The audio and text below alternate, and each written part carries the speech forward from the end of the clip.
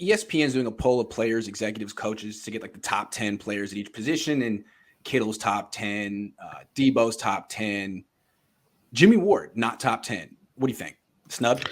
Well, there's a lot of good players at this position. I'd have to go look and see exactly where he ranks, but Jimmie Ward does it all. I mean, so I'd like to know who's now. He hasn't gotten the headlines. A lot of times you got to get headlines early. You got to, it's almost like a Heisman Trophy deal. It's got to be kind of a gradual campaign as far as, but Jimmie Ward, if you ask the Niner coaches, he covers like a corner. They would feel comfortable lining him up outside, and he hits like a linebacker. If they had to have a DB play linebacker, it would be him.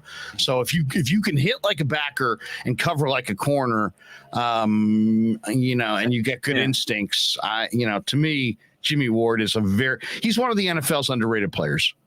Yeah, I think he deserves to be a top 10 safety in the league. I think you could argue that he's the best coverage safety in the league, man to man. Man, they're racing outside. Gardner's doing his thing. That's a high-powered guard. All right. So you could argue he's the best man-to-man coverage guy. When it comes to covering a tight end like George Kittle or Travis Kelce or Darren Waller, you could argue no one you want more than Jimmie Ward. And then when it comes to tackling, I don't know if he hits like a linebacker, but he's just such a freaking good tackler. He never misses the tackle. He's always in the right position. Form is impeccable. Yeah, he doesn't intercept a ton of passes, but no safety does it all. I would say he's got to be top 10. Got to be. The coaches love him, and coaches don't love players for no reasons. They love him because he can be trusted. He's also gets other guys lined up correctly. He's like a coach on the field. But I mean, I really think that you're not going to find too many guys who will reckless abandon, throw their body around, and will come up firing up. I mean, this guy will come up like it's the third down play in the Super Bowl on every play. I mean, he plays with a level of urgency that's incredible to watch. It's contagious. And then he's got coverage ability in a league where coverage ability is at a premium. So I remember talking to a buddy of mine, a scout with the Panthers, who was on the sideline the year that he came out in the Senior Bowl. And he said of all the DBs, corners or safeties in Mobile that year, he felt like Jimmie Ward showed that he was the best DB on the field. So obviously the Niners and Balky felt that way.